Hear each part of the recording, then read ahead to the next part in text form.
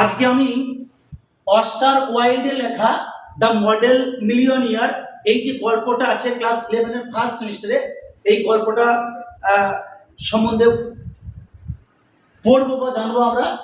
তো তার আগে লেখক অস্কার ওয়াইল্ড সম্পর্কে যেটুকু তথ্য না জানলেই নয়, সেই তথ্যগুলো আমরা এক ঝলক একটু জেনে নিয়ে সরাসরি যে মূল টেক্সট, সেই মূল টেক্সটের মধ্যে আমরা প্রবেশ করব। তো দ্য মডেল মিলিয়নিয়ার, মডেল বলতে গিয়ে কি মডেল, মডেল বলতে যাদেরকে দেখে আমরা কোনো কিছু শিখি, তাই তো, তাদের বলি না মডেল, ওই লোকটা আমার কাছে মডেল। আবার এটাও আমরা দেখি অনেক সময় টিভিতে দেখবি সেই এরকম করে হেঁটে হেঁটে গিয়ে এরকম করে দাঁড়িয়ে গেল, সেটাও মডেল, তাই তো। আর হচ্ছে গিয়ে কি, হ্যাঁ, আর এটা হচ্ছে কি মিলিয়নিয়ার। মিলিয়নিয়ার 1 মিলিয়ন সমান হচ্ছে গিয়ে তোর আমাদের 10 লক্ষ। তাহলে এখানে মিলিয়নিয়ার মানে লাখপতি বা কোটিপতিও আমরা বলতে পারি, অতিরঞ্জনের ভাষায় কোটিপতি বলতে পারি। তাহলে একটা কোটিপতি বা একজন লাখপতি মডেল, কার লেখা? অস্কার ওয়াইল্ডের লেখা। অস্কার ওয়াইল্ড 1854 খ্রিস্টাব্দে জন্মগ্রহণ করেছিলেন আয়ারল্যান্ডের ডাবলিন শহরে। কোথায় বললাম?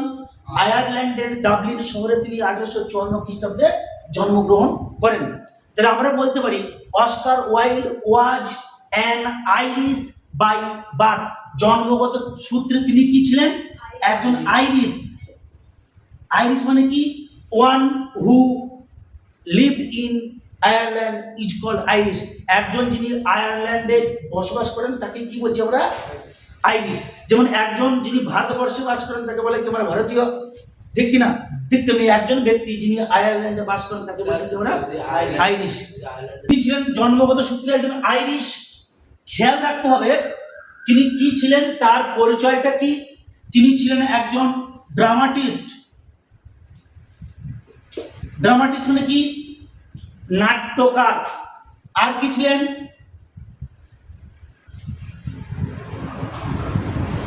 Short story writer.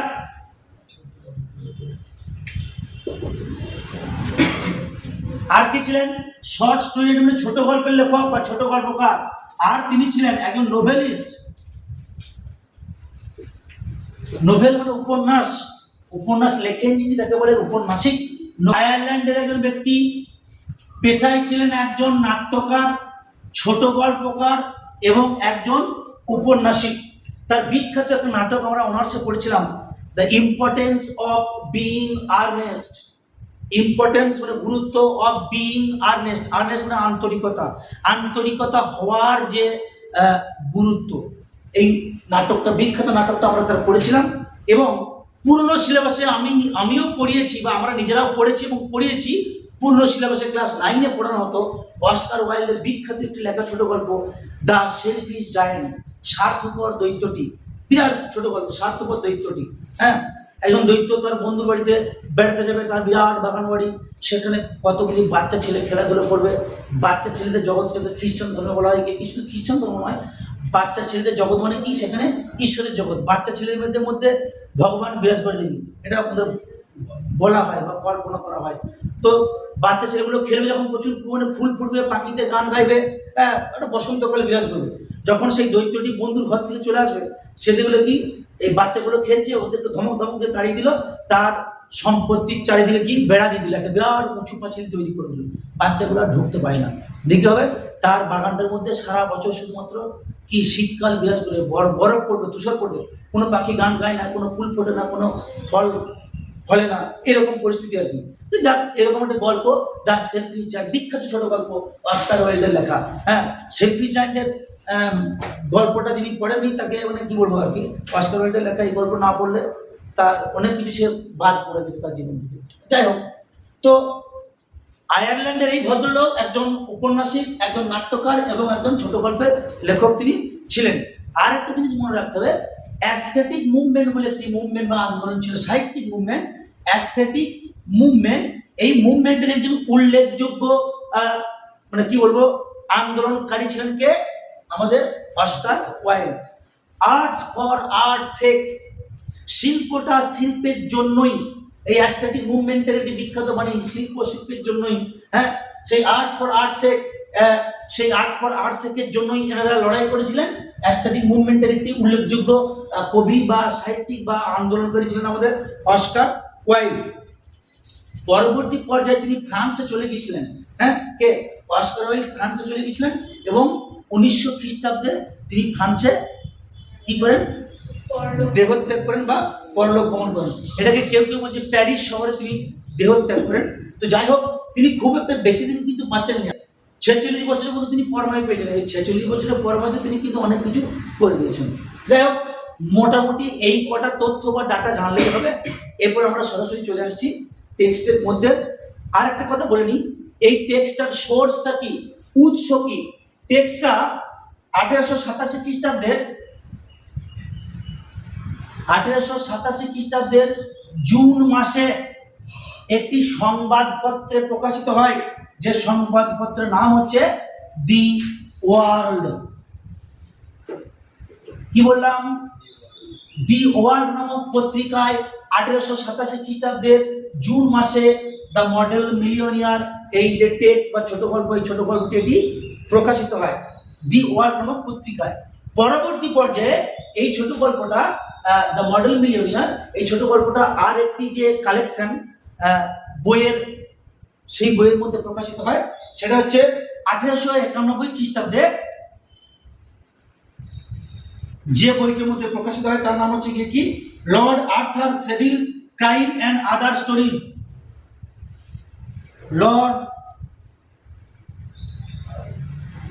Arthur Savile's crime and other stories. এগুলো কিন্তু আসতে পারে। টপিকটা কোন জায়গা থেকে নেওয়া হয়েছে, দুটোই উত্তর। এবারে যে উত্তরটা অপশনে থাকবে সেই উত্তরটা তোকে লিখতে হবে। তাহলে কি বললাম, এই টপিকটার সোর্স কি না 1887 খ্রিস্টাব্দের জুন মাসে দি ওয়ার্ল্ড নামক পত্রিকায় প্রকাশিত হয়। পরবর্তী পর্যায়ে এই গল্পটা 1891 খ্রিস্টাব্দে Lord Arthur Savile's crime and other stories, এই যে কালেকশন, এই যে সংগ্রহ, এই সংগ্রহে কিন্তু এই গল্পটা ছাপা হয়। ঠিক আছে, এবার দেখ মূল টেক্সটের মধ্যে আমরা চলে যাব। এই টপিকটা হচ্ছে কিন্তু একটা খুব সুন্দর একটা বাস্তববাদী টপিক এবং কি বলবো, প্রেমের একটি গল্প।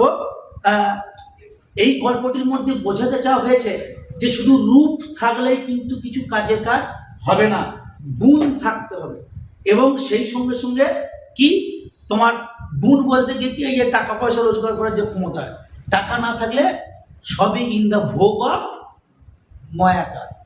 এই এই এই জিনিসটি কিন্তু এখানে শিখিয়ে দিই ছেলেদের কথা। বিশেষ করে এই যে গল্পটা, এই গল্পটাতে ছেলেদের টাকা না থাকলে টুনির মাও মেয়ে দেবে নাই, এইটাকেই এখানে খুব সুন্দর করে বুঝিয়েছে। দেখ, unless one is wealthy there is no use in being a charming fellow.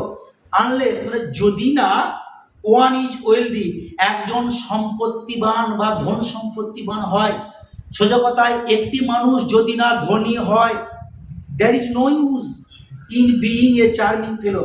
There is no use, কোনো লাভ নেই, কোনো ব্যবহার নেই, in being হয় a charming fellow, একটি দেখতে সুন্দর মানুষ হয়ে। মানে কি, তুমি দেখতে সুন্দর হলে কোনো লাভ নেই যদি না তোমার কাছে কি থাকে, টাকা থাকে। সে মিঠুন চক্রবর্তী সিনেমাটা আবার ঠিক সিনেমা, টাকা ছাড়া সব ইন দা ভোগ অফ মা, টাকা ছাড়া সব মাথা। এবার দেখ, romance is the privilege of the rich. Romance মানে কি, রোমান্স জিনিসটা কি স্যার, এটা আমি ঠিক বলে বোঝাতে পারবো না, যারা পড়েছিস তারা, রোমান্স পড়িস তারা বুঝতে পারবি। রোমান্স থেকে রোমান্স বলি ধরে নে, সেটা কথা প্রেম, ভালোবাসা, রোমান্টিকতা, এইগুলো ইজ দ্য প্রিভিলেজ, এগুলো সুযোগ সুবিধা অফ দ্য রিচ।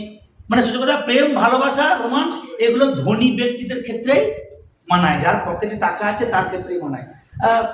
কি বলবো, তার যে লেডি লাভকে নিয়েছে, পকেটে টাকা নিয়ে রেস্টুরেন্টে খেতে যাবে, লং ড্রাইভে যাবে, আর তুই যতই দেখতে ভালো, তোর পকেটে টাকা না থাকলে রইল ঝোলা, চললো ভোলা। নাকি বলছিস, তোকে একদম পিছন করে দিয়ে অন্য কোনো, তোর সামনে দিয়ে অন্য কোনো ছেলের হাত ধরে ড্যাং ড্যাং করে গিয়ে চলে যাবে, তাই তো? এটাই বলছি, romance is the privilege of the rich. ধনী ব্যক্তিদের ক্ষেত্রে আসতে, ধনী ব্যক্তিদের ক্ষেত্রে কি এই রোমান্স, প্রেম, ভালোবাসা এগুলো মানায়। Not the profession of the unemployed. এই যে রোমান্সটা, এটা কিন্তু আনএমপ্লয়েড মানে কি, বেকার, যারা চাকরি বাকরি পায়নি। এমপ্লয় মানে কি, চাকরিজীবী, এমপ্লয়েড ব্যক্তি যারা আর কি চাকরিজীবী। তাহলে যারা চাকরি বাকরি পায়নি মানে বেকার, বেকার ছেলেদের ক্ষেত্রে এই প্রেম ভালোবাসাটা কিন্তু নয়। The poor should be practical, যারা গরিব মানুষ তাদেরকে কি হতে হবে, জায়গাটা আন্ডারলাইন কর। The poor should be practical, গরিব মানুষদেরকে অনেক বেশি বাস্তব বোধ সম্পন্ন হতে হবে।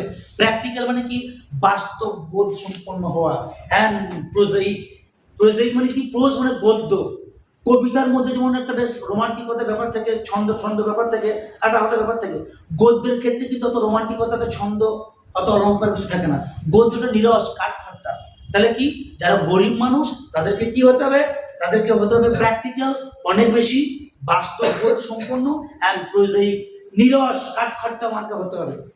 ইট ইজ বেটার, এটা অনেক ভালো, to have a permanent income, কি, একটি স্থায়ী রোজগার থাকা অনেক ভালো। পার্মানেন্ট ইনকাম মানে কি, স্থায়ী রোজগার, বুঝে, স্থায়ী রোজগার থেকে অনেক ভালো। দ্যান টু বি ফ্যাসিনেটিং, তুমি দেখতে ভালো হচ্ছে কিনা, দেখতে সুন্দর সুন্দরী, তার থেকে তোমার কিন্তু টাকা থাকলে অনেক ভালো। আচ্ছা, ক্রিকেটের জগতে ক্রিস গেল, দেখতে লোকটা কি খুব সুন্দর বটে, কি রে, সালমান খানের মতো বটে, এত সুন্দর, চেহারাটা হয়তো খুব ভালো, কিন্তু দেখতে তার যে অ্যাপিয়ারেন্সটা এত সুন্দর বটে কি না, কিন্তু টাকা শেষ নাই। ওই লোকটার কাছে কত মেয়ে ওই লোকটাকে পাওয়ার জন্য উঠে পড়ে লাগে, স্বাভাবিক ঘটনা। কি জন্যে, মামা আছে বস, মামা, হ্যাঁ, মামা আছে, জামা আছে, ওই জন্যই তো যায়। আর তোমার কাছে টাকা না থাকলে তোমার কোনো দাম নাই, ওই জন্যই এটা বলছে, খুব বাস্তব কথা। It is better to have a permanent income, স্থায়ী একটা রোজগার থাকা অনেক ভালো। দেন টু বি ফ্যাসিনেটিং, মানে ফ্যাসিনেটিং মানে গুড লুকিং, দেখতে ভালো হওয়ার থেকে তোমার কাছে টাকা থাকাটা খুব জরুরি। These are the great truths, এইগুলি হচ্ছে গিয়ে কি মহান সত্য অফ মডার্ন লাইফ, আধুনিক জীবনের, আধুনিক জীবনের এটা কিন্তু বিরাট একটি বড় সত্য। হুইচ, যেটা হিউয়ে আরস্কিন নেভার রিয়েলাইজ, যেটিকে হিউয়ে আরস্কিন কোনোদিনই বুঝতে পারেনি। হুইচ হিউয়ে আরস্কিন, হিউয়ে আরস্কিনকে, Hughie Erskine is the protagonist of the story, এই গল্পের প্রোটাগনিস্ট বা নায়ক চরিত্র হচ্ছে গিয়ে কে, হিউয়ে আরস্কিন। কি বললাম, এই গল্পের সেন্ট্রাল ক্যারেক্টার, প্রধান চরিত্র, হিরো হচ্ছে হিউয়ে আরস্কিন। তাহলে হিউয়ে আরস্কিন এই জিনিসটাকে কিন্তু বুঝতে পারেনি। কোন জিনিসটা বুঝতে পারেনি, যে দেখতে ভালো হওয়ার থেকে পার্মানেন্ট রোজগার বা টাকাটা দরকার, এইটা কিন্তু গল্পের নায়ক বা প্রধান চরিত্র সেটা কিন্তু সে বুঝতে পারেনি। পুয়ার হিউয়ে, বেচারা হিউয়ে, মানে বেচারা হিউয়ে আরস্কিন নায়ক। ইন্টেলেকচুয়ালি, বুদ্ধিমত্তার দিক দিয়ে, উই মাস্ট অ্যাডমিট, আমাদেরকে অবশ্যই স্বীকার করতে হবে, he was not of much importance.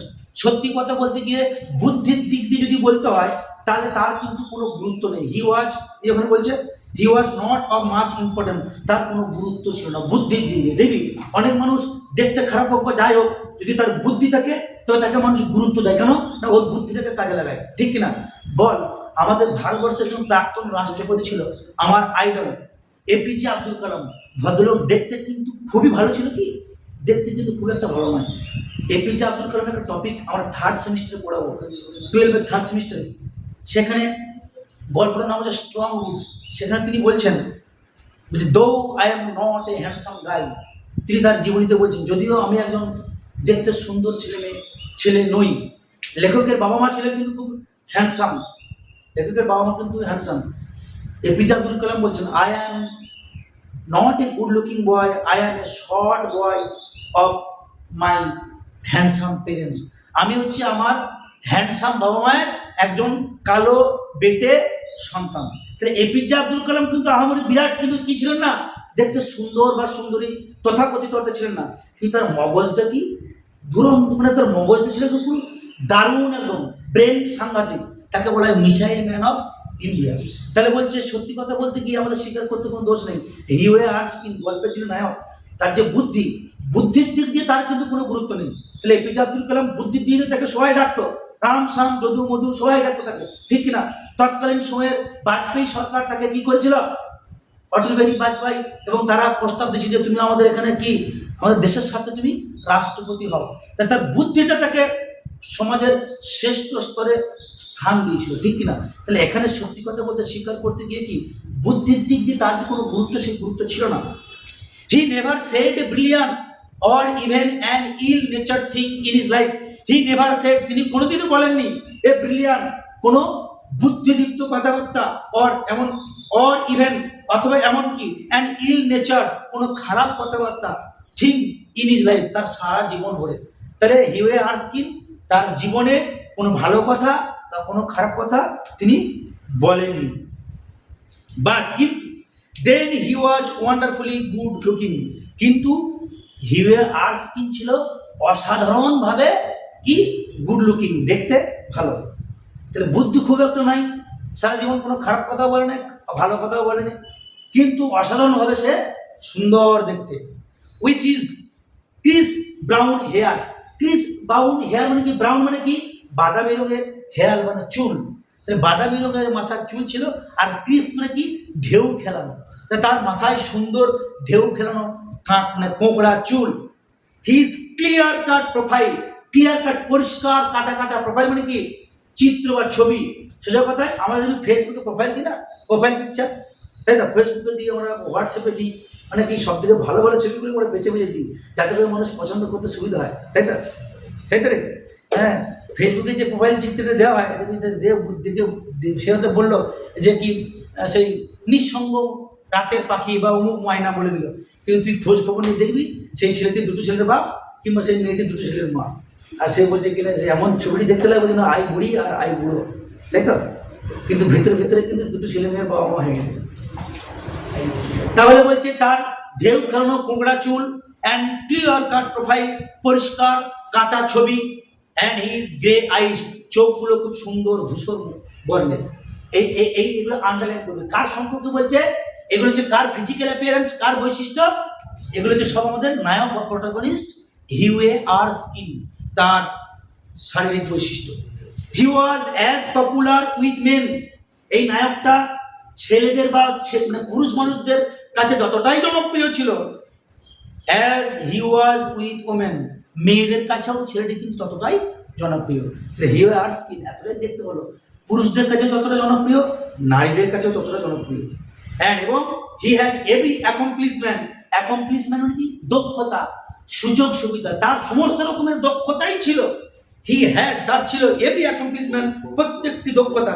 এখানে অ্যাকমপ্লিশমেন্ট মানে বলছে দেখ সামথিং সাকসেসফুলি অ্যাচিভ, কোনো কিছু যেটাকে সফলভাবে অর্জন করা যায়, তাই তার সমস্ত দক্ষতাই ছিল, এক্সেপ্ট দ্যাট অফ মেকিং মানি, কেবলমাত্র টাকা রোজগার করার ক্ষমতাটা ছাড়া।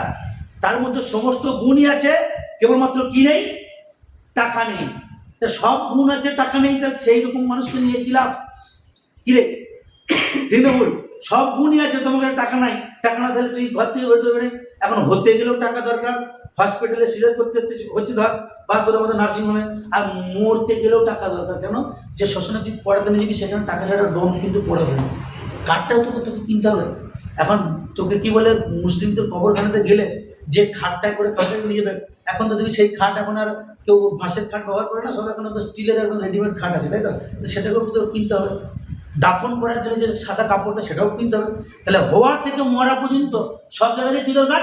টাকা দরকার, টাকা ছাড়া তোমার কোনো মূল্য নেই। তাহলে হিউয়ে আরস্কিন তার সব কিছুই ছিল, সমস্ত রকমের দক্ষতা, এক্সেপ্ট মানি, টাকা ছাড়া। এবার হিজ ফাদার হ্যাড বিকুয়েট হিম, তার বাবা তার কাছে রেখে গিয়েছিলেন। এখানে বিকুয়েট বলতে গিয়ে কি? উত্তরাধিকার সূত্রে প্রাপ্ত ধন। মানে বাবা যদি 10 বিঘা জমি থেকে, আমি যদি একটা ছেলে হই, তাহলে বাবা 10 বিঘা জমির মালিক আমি হবো, তাই তো? এটা পরপর উত্তরাধিকার সূত্রে পেয়ে যাওয়া। তাহলে হিজ ফাদার, তার বাবা, বিকুয়েট হিম, তার কাছে উত্তরাধিকার সূত্রে রেখে গিয়েছিল হিজ ক্যাভালরি সোর্ড। ক্যাভালরি বলতে গিয়ে কি? অশ্বারোহী বাহিনী, যারা ঘোড়ার পিঠে চেপে যুদ্ধ করে, তাদেরকে বলা হয় অশ্বারোহী, অশ্বযুক্ত আরোহী। ক্যাভালরি সোর্ড, সোর্ড মানে কি? তরবারি। একজন অশ্বারোহী বাহিনীর একটি তরবারি তার বাবা ছিল, সেটি সে ছেলেকে দিয়ে গেছে। তার পৈতৃক সম্পত্তি বলতে এটা আর কি। And a history of the peninsular war, underline করবে ওই জায়গাগুলো।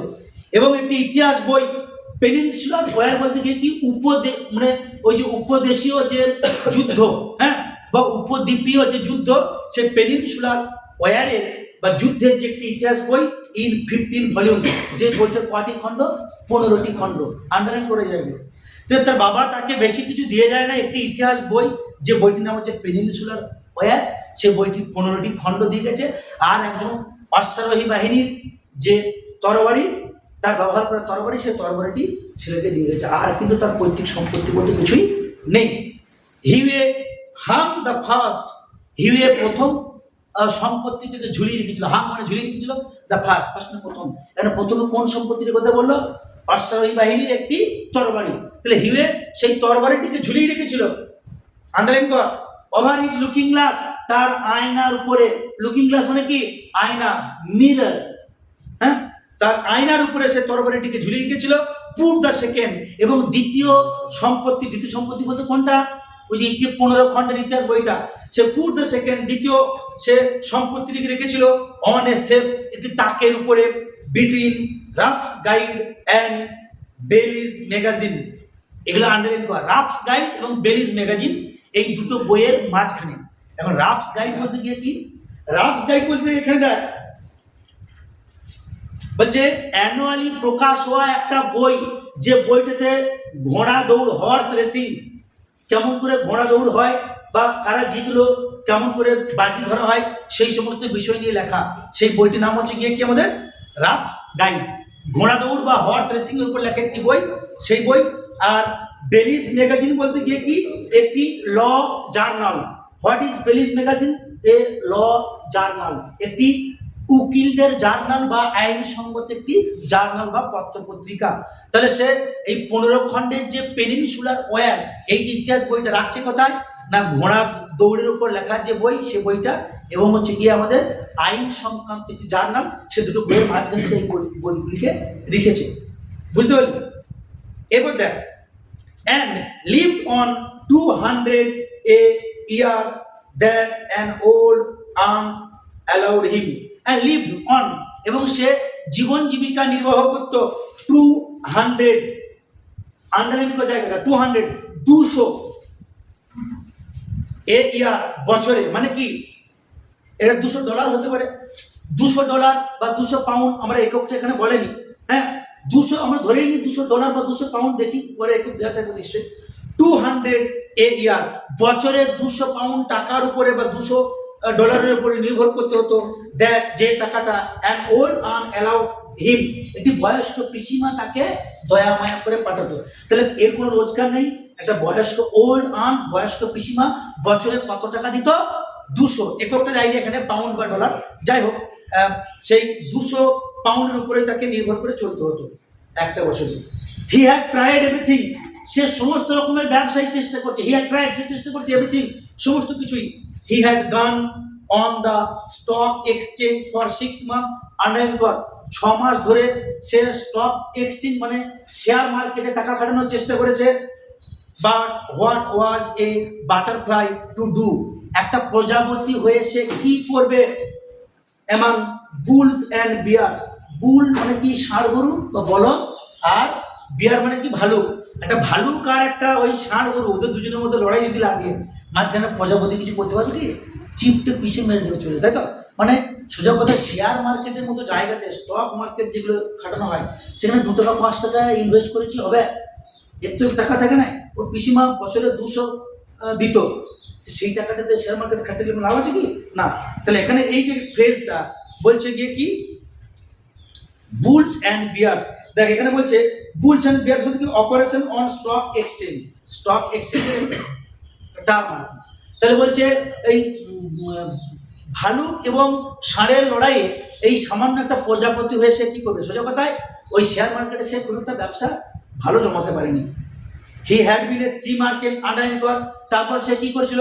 এটি চা ব্যবসায়ী হয়েছিল। হি had bin A T merchant, সে একজন চা ব্যবসায়ী হয়েছিল। ফর এ লিটিল লঙ্গার, বেশ কিছু দিনের জন্য।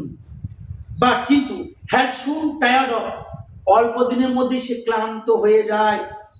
পিকো, পিকো অ্যান্ড শৌচম, সেই পিকো এবং শৌচম নামক যে উন্নত মানের চা পাতা দিয়ে তৈরি চা, সেই চা ব্যবসায় সে কিন্তু খুব একটা ভালো পোষা জমাতে পারেনি। দেন তারপর হি হ্যাড ট্রাইড, হিওয়ার্সকিন চেষ্টা করেছিল সেলিং ড্রাই সেরি। ড্রাই সেরি এটা যে কোনো শুকনো মদ। ড্রাই সেরি বলতে কি এক ধরনের মদ যেটা সাদা আঙুর থেকে তৈরি হয়।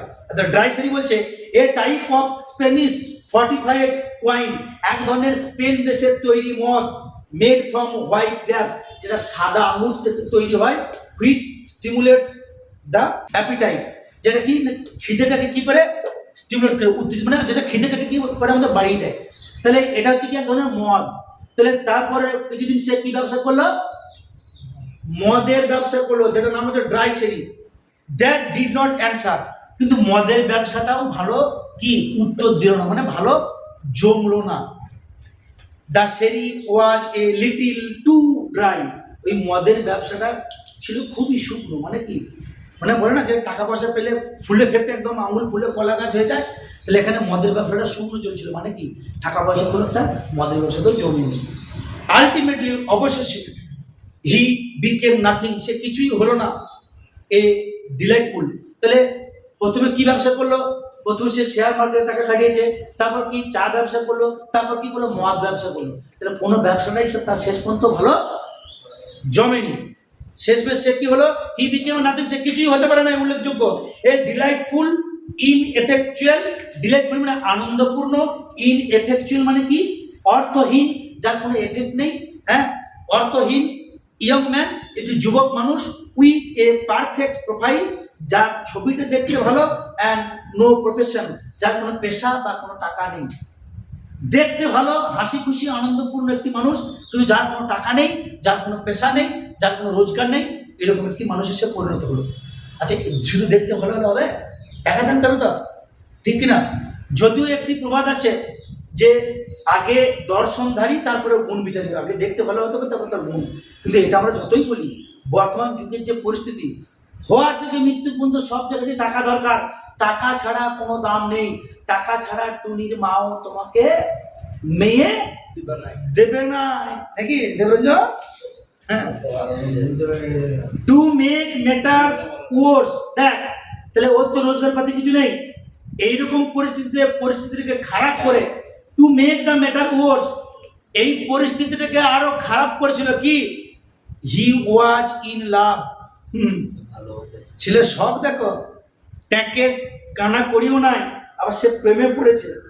পরিস্থিতিটাকে আরো খারাপ করে দিয়ে হি ওয়াজ ইন লাভ, সে প্রেমে পড়েছে। মানুষ প্রেমেতে পড়ে, বুঝলি, প্রেমে উঠতে পারে না। ফল ইন লাভ মানে ফল মানে কি পড়া, মানুষ প্রেমে পড়ে, প্রেমে যখন পড়ে যায় একদম এরকম করে হামাগুড়ি দিয়ে পড়ে যায়, সেখান থেকে উঠতে আর পারে না, বুঝতে পারছিস? পরিস্থিতি খারাপ করে দিয়ে সে প্রেমে। The girl he love, underline কর, যে মেয়েটিকে সে ভালোবাসতো, নাম কি, ওয়াজ লোরা মাটন, তার নাম ছিল লোরা মাটন। এখানে মাটন বলতে কিন্তু সে খাসির মাংস মাটন নয়, যে লোরা খাসির মাংস। ইয়েস, টাইটেল এটা কি, the girl he love was LORA mutton, যে মেয়েটিকে সে ভালোবাসতো তার নাম ছিল লোরা মাটন। ওটা আন্ডারলাইন করো, শর্ট প্রশ্ন আসবে, স্পেলিংটা খেয়াল করবি, MERTON, আর লোরা মানে LAUR। The daughter of a retired colonel, দেখ এ কার মেয়ে ছিল, একজন অবসরপ্রাপ্ত কর্নেলের মেয়ে, হু হ্যাড লস্ট, যে কর্নেল হারিয়েছিল, আন্ডারলাইন কর, হিজ টেম্পার, তার মেজাজ, অ্যান্ড হিজ ডাইজেশন, তার হজম ক্ষমতা, ইন ইন্ডিয়া, ভারতবর্ষে, and had never found either, এবং ওই ব্যক্তি কোনোদিনই আর মেজাজও খুঁজে পান নাই এবং হজম শক্তিটাকেও খুঁজে পাননি, অফ দেম এগেন, পুনরায়, মানে কি, এ ধর লেখকের বাড়ি হচ্ছে আয়ারল্যান্ডে, তো আয়ারল্যান্ডেরই কোনো একটি মানুষ ইন্ডিয়াতে এসেছিল চাকরি বাকরি সূত্রে, হচ্ছে কর্নেল, ইন্ডিয়াতে এসে তিনি দুটো জিনিস হারিয়ে ফেলেছিলেন, কি, তার মেজাজটা খিটখিটে হয়ে গেছে, আর কি মেজাজ হারিয়েছিলেন, আর কি হজম ক্ষমতা হারিয়েছিলেন। কেন বলতে কি, যত পেটের সমস্যা হয় আমাদের কাদের, বাঙালিদের বা ভারতবর্ষের, কেন এখানে প্রচুর পরিমাণে মশলা পাওয়া যায়, আমরা যে খাবারটা খাই সেটা খুব স্পাইসি খাবার, সেদ্ধ করা খাবার খেলে আমাদের শরীরটা ভালো নিতে পারে, কর্মই বাড়ে, হেলদি চেহারা থাকে, গায়ে একটা গ্লেজ দেয়, মেয়েরা সবাই থাকবে সেই দিকে। কিন্তু আমরা ওগুলো সেদ্ধ করে খাবার আমরা খেতে পারবো কি, গরু ঘাটার মতো খাবার তো, আমরা কী রকম খাবার খাই, স্পাইসি, মশলা দেওয়া একটু রিচ খাবার করো তো, কি বিয়ে বাড়িতে অন্নপ্রাশন বাড়িতে খেতে গেলে কি সবসময় রিচ, মানে মশলা যত পারে ঢেলে দেয়, তাহলে এই ভারতবর্ষে এসে ভদ্রলোক মেজাজ হারিয়েছে আর কি ডাইজেশন, এই মশলাযুক্ত খাবার খেয়ে কি পেটের হজম শক্তিটাকে নষ্ট করে ফেলেছে, যে দুটোকে ওই ভদ্রলোক আর কোনো খুঁজে পান নাই, মানে হজম শক্তিটাকে আর ফিরে পায় না, আর মেজাজটাকে যেটা হারিয়েছে সেটাকে আর ফিরে পায়নি। তাহলে লরা মাটন কার মেয়ে? একটি রিটায়ার্ড কর্নেল তার মেয়ে, বুঝছে? এবার লক্ষ্য কর, লরা অ্যাডোর্ড হিম, লরা বলে মেয়েটি তাকে খুব ভালোবাসত। অ্যাডোর মানে প্রশংসা করা, ভালোবাসা। তাহলে মেয়েটি কাকে ভালোবাসতো? নায়ক হিউয়ে আর্সকিনকে। তো দেখতেই ভালো, তাহলে ভালো তো বাসবেই, খুব ভালোবাসতো। অ্যান্ড হি, এবং ছেলেটা মানে হিউয়ে আর্সকিন ওয়াজ রেডি, সে প্রস্তুত, মানে বউ ঠিক নয়, প্রেমিকাকে এতটাই ভালোবাসে, হ্যাঁ, he was ready to kiss her shoe string, তাকে বললেই মেয়েটার জুতোর ফিতেগুলোকে পর্যন্ত চুমু খেয়ে দেবে। টু কিস মানে চুমু খেয়ে দেবে। হিজ সেই হার কি শু স্ট্রিং, শু মানে জুতো, স্ট্রিং মানে দড়ি, জুতোর যে ফিতে বা জুতোর যে লেস, সেই লেসগুলোকে পর্যন্ত সে চুমু খেতে প্রস্তুত। মানে ছেলেটা মেয়েটাকে কতখানি ভালোবাসে, ভালোবাসিস না কিরকম? একটু তো বাঁচলো, ক্ষতি নেই। They were the handsomest couple in London underline কর, তারা ছিল লন্ডন শহরের মধ্যে সব থেকে সুন্দর এবং সুন্দরতম বা সুন্দরতমা কি কাপল, তারা ছিল লন্ডন শহরের মধ্যে সব থেকে হ্যান্ডসাম কি কাপল। অ্যান্ড এবং had not a Penney piece between them, দেখতে সুন্দর সুন্দরী হলে কি হবে? নট এ পেনি, তাদের কাছে কোনো কানা করিও ছিল না। সব থেকে লন্ডন শহরের মধ্যে সুন্দর কাপেল, কিন্তু তাদের কাছে had not a Penney piece between them, তাদের কাছে কোনো পয়সা ছিল না, কোনো কানা করিও ছিল না। The colonel was very fond of Hughie, মেয়ের যে বাবা colonel, he was very fond of Hughie, মানে কি সে হিউকে খুব ভালোবাসতো। ফন্ড অফ মানে কি প্রিয়, মানে মেয়ের বাবাও কিন্তু হবু জামাইকে খুব ভালোবাসতো, বাট উড নট হিয়ার, কিন্তু সে কর্ণপাত করেনি। হিয়ার মানে কানে শোনা, সে শোনেনি অফ এনি এনগেজমেন্ট, তাদের বাগদানের ব্যাপারে বা বিয়ে দেওয়ার ব্যাপারে। কেন? মেয়ের বাবাটা কিন্তু প্র্যাকটিক্যাল, বাস্তবসম্মত। ছেলে দেখতে ভালো হলে কি ধুয়ে যাওয়া হবে? ক্যাশ থাকতে হবে তো, মামা থাকতে হবে তো, মামা না থাকলে কি কোনো মূল্য আছে কি? তাহলে মেয়ের বাবা সে কিন্তু তার মেয়ের যে প্রেমিক তাকে কিন্তু খুবই ভালোবাসতো, পছন্দ করতো, কিন্তু তাদের বাগদান, বিয়ে হওয়া, পরবর্তী পর্যায়ের যে কি যে চিন্তা ভাবনা, মানে কি বলবো, এনগেজমেন্ট, বিয়ের ব্যাপারে কিন্তু সে এখনো কিন্তু কোনো ভাবেনি বা কোনো কর্ণপাত করেনি। ক্লিয়ার? এরপর দেখ, কাম টু মি মাই বয়, খোকা আমার কাছে এসো, শোনো। When you have got 10,000 pounds, তাহলে এখানে আমরা পাউন্ড এককটা পাচ্ছি, তাই তো? হোয়েন যখন, you have got 10,000 pounds of your own, যখন তুমি নিজে 10,000 পাউন্ড রোজগার করতে পারবে, জায়গাটা আনলাইন কর। তাহলে ওখানে 200 বলে ছেড়ে দিয়েছিল, ওর এককটা কি আমরা বুঝতে পারলাম পাউন্ড। তো যখন তুমি 10,000 পাউন্ড টাকা রোজগার করতে পারবে, অ্যান্ড এবং we will see about it, তখন আমরা তোমাদের বিয়ের ব্যাপারটাতে ভেবে দেখবো। উই উইল সি, আমরা অবশ্যই দেখবো অ্যাবাউট ইট, তোমাদের প্রেম ভালোবাসার ব্যাপারটা বা বিয়ের ব্যাপারটা। হ্যাঁ, এটা সেই সিনেমার সেই সময় মেয়েদের বাবার মতো। কি বলতো, তুমি জানো তুমি ক টাকা রোজগার করো, যে টাকাটা রোজগার করো ওই টাকাটাতে আমার মেয়ে কি নেল পালিশ বা ঠোঁট পালিশের দামটা উঠবে না। তখনকার যুগের সিনেমাতে প্রত্যেকটি মেয়ের বাবা এর নায়কদেরকে এই ডায়লগটা দিত, তোমার রোজগার করা টাকাতে আমার মেয়ের নেল পালিশের দামটা উঠবে না। মেয়ের বাবা কিন্তু অনেক বেশি প্র্যাকটিক্যাল। ও বলছে, আন্ডারলাইন করা জায়গাটা, যখন তুমি 10,000 পাউন্ড রোজগার করতে পারবে তখন আমরা বিয়ের ব্যাপারটাতে ভেবে দেখবো। হি ইউজ টু সে, তিনি বলতেন, অ্যান্ড হিউয়ে লুকড ভেরি গ্লুম, হিউয়েকে দেখে খুব বিষণ্ণ বলে মনে হতো। গ্লুম বলতে কি বিষণ্ণ, কষ্ট পেয়েছে। কোনো মেয়ের বাবা যদি বলে যে আগে টাকা রোজগার করে তারপর বিয়ে দেবো, তো মনটা একটু খারাপ হয় বই কি। অন দোজ ডেজ, ওই দিনগুলিতে, অ্যান্ড এবং had to go to Laura for consolation, এবং সে লরার কাছে যেত সান্ত্বনা খুঁজে পাওয়ার জন্য। কনসোলেশন মানে কি সান্ত্বনা। জানো লরা, তোমার বাবা আমাকে এরকম বলছে যে তুমি 10,000 পাউন্ড রোজগার করতে বলে তবেই তোমার সঙ্গে আমার বিয়ে দেবে, তা নাহলে দেবে না। সে কি লরার কাছে গিয়ে সান্ত্বনা খুঁজতে যেত। বুঝতে পারছিস? এরপর দেখ, ওয়ান মর্নিং, একদিন সকালবেলায়, as he was on his way, যখন হিউয়ে আর্সকিন রাস্তায় দিয়ে যাচ্ছিল টু হল্যান্ড পার্ক, আন্ডারলাইন কর, কোথায় যাচ্ছিল? হল্যান্ড পার্কে। হল্যান্ড পার্কে যেতে যেতে, হোয়ার দ্য মার্টন স্লিপ, যে হল্যান্ড পার্কে কি মাটনদের পরিবার থাকতো, মানে এর যে হবু শ্বশুরমশাই বা প্রেমিকা তাদের পরিবার থাকতো কোথায়, হল্যান্ড পার্ক। একদিন সেই হল্যান্ড পার্কের রাস্তায় যেতে যেতে হি ড্রপড ইন, সে একটু ঢু মারলো, ঢু মারে মানে কি, সে একবার হঠাৎ করে চলে গেল to see a great friend of his, Hughie আর্সকিনের মানে নায়কের একটি মহান বন্ধু, সে বন্ধুর সঙ্গে দেখা করতে, যার নাম আন্ডারলাইন করে জায়গাটা অ্যালান ট্রেভর। বন্ধুটার নাম কি তাহলে, অ্যালান ট্রেভর। তাহলে একদিন নায়ক বা গল্পের প্রোটাগনিস্ট কোথায় যাচ্ছিল না, হল্যান্ড পার্কে যাচ্ছিল, যেখানে তার প্রেমিকা বা তাদের পরিবার বাস করে। যেতে যেতে রাস্তায় পড়ছে তার একটি বন্ধু, যার নাম হচ্ছে অ্যালান ট্রেভর। সে অ্যালান ট্রেভরের বাড়িতে একবার সে ঢুকে গেছে বা ঢু মেরেছে। এবার দেখ ওই জায়গাটা আন্ডারলাইন করবি, ট্রেভর ওয়াজ এ পেন্টার। ট্রেভর কে ছিল, পেশায় একজন চিত্রশিল্পী। পেন্টার মানে কি, চিত্রশিল্পী। ট্রেভর ওয়াজ এ পেন্টার, ট্রেভর ছিল একজন চিত্রশিল্পী।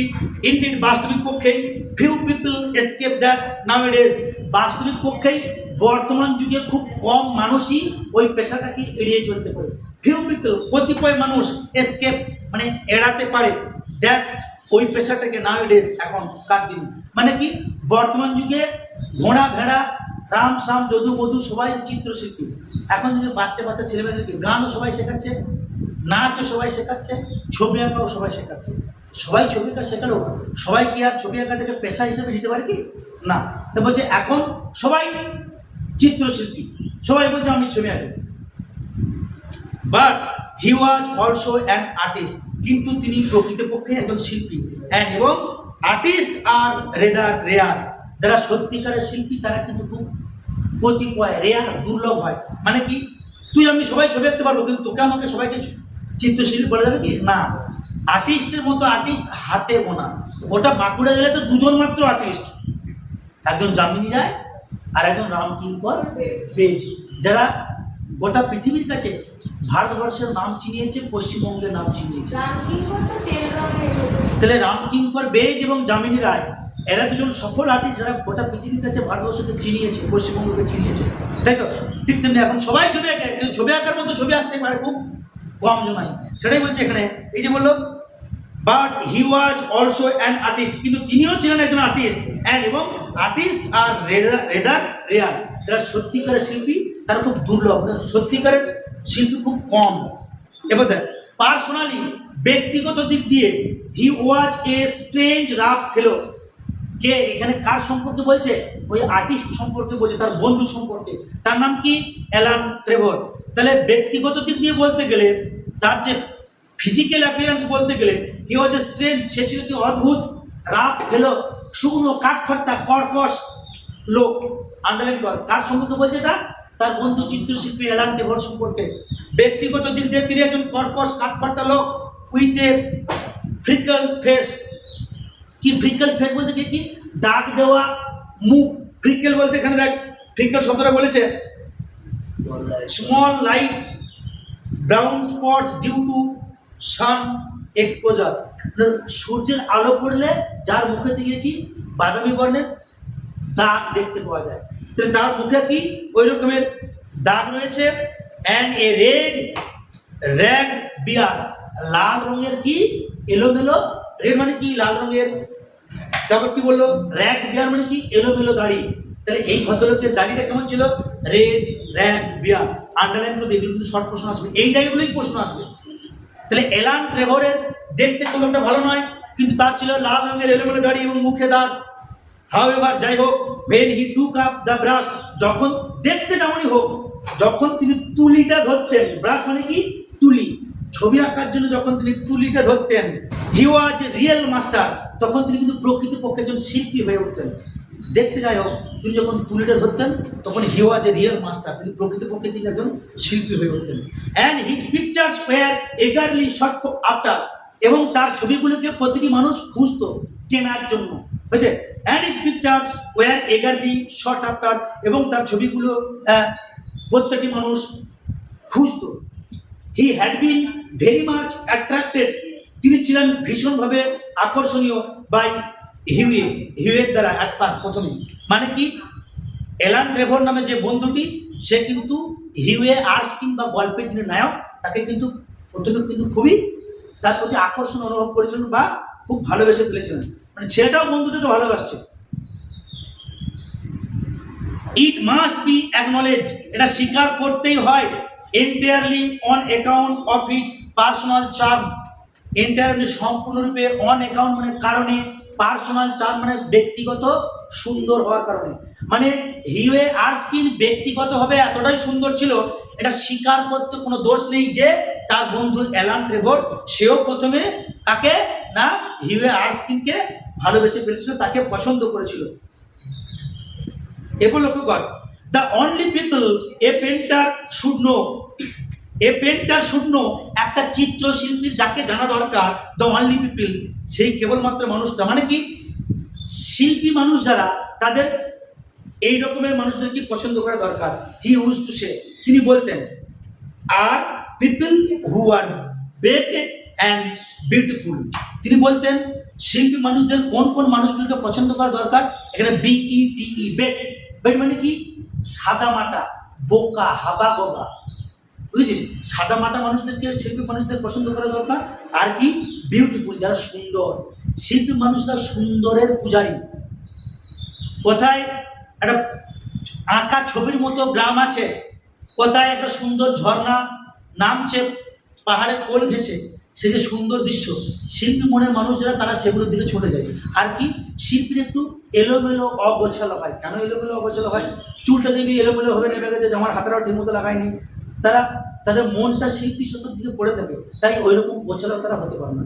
তাই ইনি বলছেন যে কি না, বেড বলতে কি, এটা যেটা ফ্রেঞ্চ টার্ম, ফরাসি শব্দ, মিনস স্টুপিড অর সিলি, বোকা, হয়েছে? তাহলে যারা শিল্পী মানুষ তারা কাদেরকে ভালোবাসে? আন্ডারলাইন কর, বেড অ্যান্ড বিউটিফুল, বোকা এবং সুন্দর মানুষদেরকে ভালোবাসে। পিপল, মানুষজন, who are an artistic pleasure to look at, যাদেরকে দেখে মনে দেখতে কি আনন্দ পাওয়া যায়।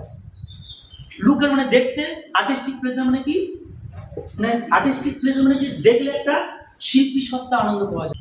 একজন শিল্পী কেমন মানুষকে ভালোবাসা দরকার, কেমন মানুষকে পছন্দ করা দরকার?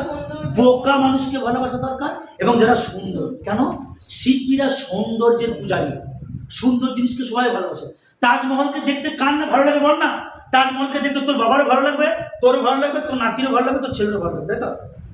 হেমা মালিনী দেখতে খুব সুন্দর, আমার বাবাও হেমা মালিনীকে পছন্দ করবে, হ্যাঁ মেয়েটি দেখতে খুব ভালো, এই মেয়েটিকে বিয়ে করতে পারতাম। আবার আমারও মনে হবে যে হেমা মালিনী কম বয়সের সিনেমাগুলো এইরকম একটা মেয়েকে বিয়ে করতে পারতাম। আবার আমার ছেলেও যদি হেমা মালিনী কম বয়সের সিনেমা দেখে, সেও এরকম একটা মেয়েকে বিয়ে করতে পারতাম। মানুষ কি, তার মানেটা কি? মানুষ সৌন্দর্যের পূজারী, বিশেষ করে যারা শিল্পী মনের মানুষ হয়। আর বোকা মানুষদেরকে কেন ভালোবাসা বলতে কি, যারা শিল্পী মানুষদেরকে, বোকা মানুষদেরকে, স্টুপিড আর সিলি, তাদেরকে ভালোবাসা দরকার। কেন ভালোবাসা দরকার? না তারা সাদা মাটা, মনটা সহজ সরল, সেই জন্য তাদেরকে ভালোবাসা দরকার। People who are an artistic pleasure to look at and an intellectual repose to talk to, তো সেই সমস্ত মানুষগুলোকে ভালোবাসা দরকার, বা শিল্পীরা ভালোবাসে, পছন্দ করে, যাদেরকে দেখতে ভালো লাগে এবং যাদের সঙ্গে কথা বলে পোষায়। ইন্টেলেকচুয়াল টু টক টু, যাদের সঙ্গে কথা বলতে ভালো লাগে।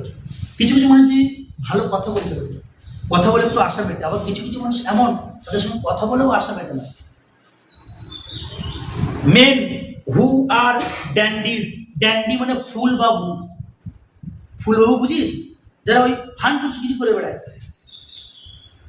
মেন পুরুষ মানুষ, হু আর ড্যান্ডিজ, যারা ফুলবাবু মানে দেখতে সুন্দর, অ্যান্ড ওমেন এবং মেয়েরা, হু আর ডার্লিংস, যারা দেখতে সুন্দরী, রুল দ্য ওয়ার্ল্ড, তারা পৃথিবীটাকে কি করে শাসন করে। মানেটা কি?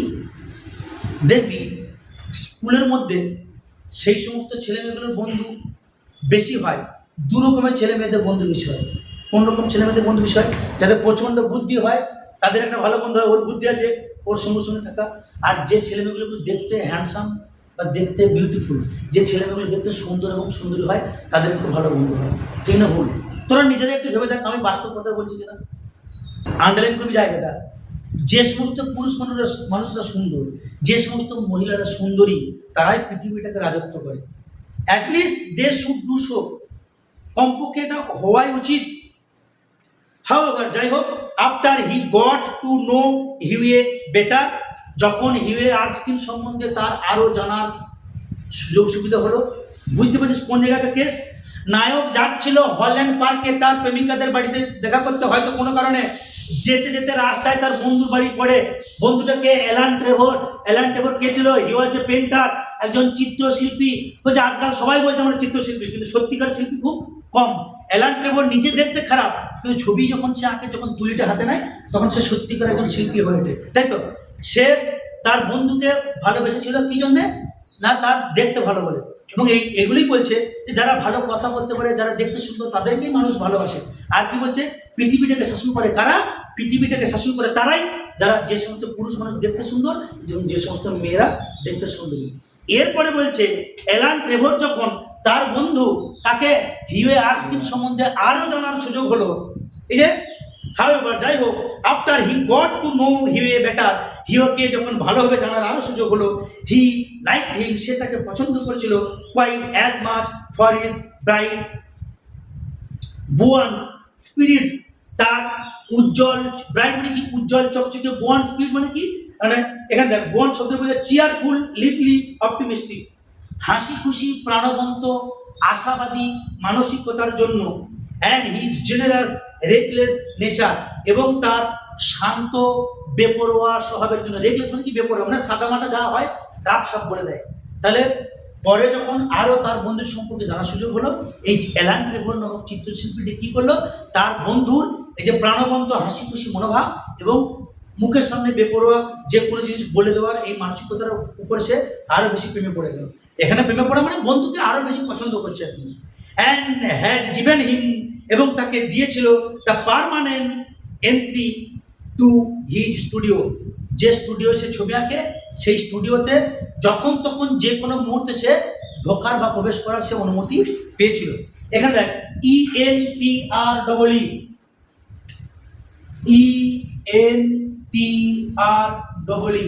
আন্ত্রি, এই শব্দটা একটা ফ্রেঞ্চ ওয়ার্ড, ফরাসি শব্দ, যার অর্থ হচ্ছে কি? প্রবেশের অনুমতি দেওয়া। দেখ, আন্ত্রি হচ্ছে গিয়ে কি? A French word which means, যার অর্থ হচ্ছে right to privilege of admission, কোনো একটা জায়গাতে প্রবেশ করার অনুমতি দেওয়া। ধর তোর একটা দোকান আছে, সেই দোকানটা তুই যাকে দেখে ঢোকার অনুমতি দিবি কি? নিশ্চয়ই না। দোকানের ভিতরে তুই তাকেই ঢোকার অনুমতি দিবি যে লোকটি তোর পছন্দের, কিংবা বাড়ি মা বাবা বা বোন বা তোর পছন্দের সব থেকে ভালো বন্ধু, সেই তো দোকানের ভিতরে ঢুকতে পারবে, তা নাহলে তুই তাকে ঢোকার অনুমতি দিবি না। তাহলে এটাই বলছে, একে সে এতটাই পছন্দ করেছিল, তার স্টুডিওতে সে যে কোনো মুহূর্তে ঢোকার অনুমতি পেয়েছিল। হোয়েন হিউয়ে কেম ইন, যখন হিউয়ে তার বন্ধুর যে স্টুডিও, সেই স্টুডিওর ভিতরে ঢুকলো, হি ফাউন্ড, সে দেখলো, Trevor putting the finishing touches, Trevor দিচ্ছিল শেষ তুলির টান। ফিনিশিং টাচ মানে কি? শেষ আঁচড়, মানে ছবিটা আঁকা হয়ে গেছে, এবার শেষ, যেটাকে আমরা বলি ফিনিশিং টাচ, বুঝলি না? শেষ তুলির টান দিচ্ছিল to a wonderful life picture, একটি অসাধারণ মানুষের আকৃতির ছবি। ওয়ান্ডারফুল মানে অসাধারণ, লাইফ সাইজ মানে মানুষের আকারের, পিকচার মানে ছবি, ছবিতে অফ এ বেগার ম্যান, আন্ডারলাইন করা হয়। বেগার ম্যান মানে কি? ভিখারি মানুষের। তাহলে ভিখারিকে, একটা ভিখারিকে সে আঁকছিল, একটি ভিক্ষুক মানুষের ছবি আঁকছিল, মানুষের মতো তার আকার বা আকৃতি, ওইরকম সাইজ আর কি, লম্বা। অনেকের ছবি দিবি কি বুক পর্যন্ত ছবি আঁকে, যেটাকে আবক্ষ মূর্তি বা স্ট্যাচু বলা হয়, সেরকম নয়। এখানে কি বলছে? লাইফ সাইজ পিকচার, মানুষের আকৃতির একটি ছবি অফ এ বেগার ম্যান, ভিক্ষুক মানুষের ছবিটা আঁকতে আঁকতে ফিনিশিং টাচ দিচ্ছিল। দ্য বেগার হিমসেলফ ওয়াজ স্ট্যান্ডিং, ওই ভিক্ষুকটি দাঁড়িয়েছিল নিজে, অন এ রেইজ প্ল্যাটফর্ম, এটি উঁচু মঞ্চের উপরে, in a corner of the studio, স্টুডিওর একটি কোণে, স্টুডিওর একটি কোণে একটি উঁচু মঞ্চ, সেখানে ভিখারিটি দাঁড়িয়েছিল। He was a wizened old man, তিনি ছিলেন একজন বৃদ্ধ মানুষ। ওয়াইজ এন্ড বলতে কি? কুঁচকে গেছে, কুঁকড়ে যাওয়া, হয়েছে, কুঁকড়ে গেছে এমন মানুষ। উইথ এ ফেস, যার মুখটা লাইক রিঙ্কল পার্চমেন্ট, কুঁকড়ে যাওয়া পার্চমেন্ট, কাগজের মতো। পার্চমেন্ট হচ্ছে একটা কাগজ, যেটা হচ্ছে কি এক ধরনের পশুর অন্ত্র বা ভিতরের অন্ত্র মানে নাড়ি ভুড়ি বা চামড়া, সেটা দিয়ে তৈরি করা হয়। তোরা পার্চমেন্ট কাগজ, অনেক সময় মাছের পটকা বা ওই জাতীয় যে অন্ত্র, সেখান থেকে তৈরি করা হয়। তা তার মুখটা কুঁকড়ে, বয়স্ক মানুষ হলে যা হয়, চামড়াগুলো কুঁকড়ে যায়, মুখগুলো ঝুলে যায়, তাই তো? ঠিক সেরকম পার্চমেন্ট কাগজের মতো তার দেহটা কুঁকড়ে গেছে, দুমড়ে গেছে।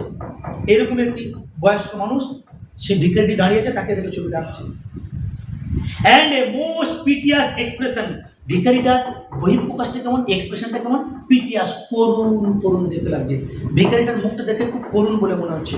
ওভার হিজ শোল্ডার, তার কাঁধ থেকে ওয়াজ গ্লাং, ঝুলছে এ কোয়ার্স ব্রাউন ক্লথ, একটি এবড়ো খেবড়ো অমসৃণ, কি কোয়ার্স বলতে অমসৃণ, ব্রাউন ক্লথ, আন্ডারলাইন করে জায়গাটা, বাদামি বর্ণের একটি ঢিলে ঢালা পোশাক। তার সেই ভিখারিটির কাঁধ থেকে ঝুলছে গিয়ে কি, এটি বাদামি বর্ণের অমসৃণ ক্লথ, মানে ঢিলে ঢালা পোশাক, CLOK cloth. All tears and tatters, এই যে টিয়ার্স অ্যান্ড টেটার্স, এটা একটা ফ্রেজ, শতচ্ছিন্ন, সবটাই ছেঁড়া খোঁড়া, বিভিন্ন জায়গায় ছেঁড়া। আর কি, হিজ থিক বুটস, তার মোটা পায়ের জুতোগুলো, তার পায়ের মোটা জুতোগুলো were patched and covered. Patched and covered মানে কি, তালি দেওয়া, তাপ্পি দেওয়া। তাহলে তার জামাটা, সে বাদামি বর্ণের যে ইয়েটা ঢিলে ঢালা পোশাকটা কেমন ছিল না, 100 জায়গায় ছেঁড়া, শতচ্ছিন্ন, আর পায়ের যে মোটা জুতো, সেই মোটা জুতোটা গিয়ে কি, তাপ্পি দেওয়া, তালি মারা। অ্যান্ড উইথ ওয়ান হ্যান্ড, তার একটি হাতে কি ছিল, আন্ডারলাইন করে, এগুলো শর্ট প্রশ্ন আছে। উইথ ওয়ান হ্যান্ড, একটা হাতে ছিল, he leaned on a rough stick, he leaned, সে ঝুঁকে আছে বা ভার দিয়ে আছে, রাফ স্টিক, এটি বাঁকানো লাঠি, এটি বাঁকানো লাঠির উপরে সে এক হাতে ভর দিয়ে আছে। হোয়াইল, যখন, উইথ দ্য আদার, অন্য হাতটি দিয়ে, হি হেল্ড আউট, তিনি ধরে আছেন, his battered had for arms. Batter মানে কি, ছেঁড়া, ওর নাও ছেড়ে যাওয়া, কি হ্যাড মানে টুপি, for arms, ALMS, ALMS, arms মানে কি, উচ্চারণটা কিন্তু আর্মস, এল এর উচ্চারণটা সাইলেন্ট থাকে, আর্মস মানে ভিক্ষা। তাহলে ভিখারিটির একটি হাত আছে লাঠির উপর ভর দিয়ে, আর একটি হাতে কিন্তু ছেঁড়া টুপি ধরা আছে। টুপিটা আমরা এরকম করে করি তো, টুপিটাকে উল্টে দিলে কি, ভিতরটা সে বাটির মতো নিচু হয়ে থাকে না, সে টুপিটাকে সে ধরে আছে কিসের জন্য, ভিক্ষার জন্য। ওই রকম ছবিটাকে দেখে ছবিটা সে আঁকছে। ক্লিয়ার?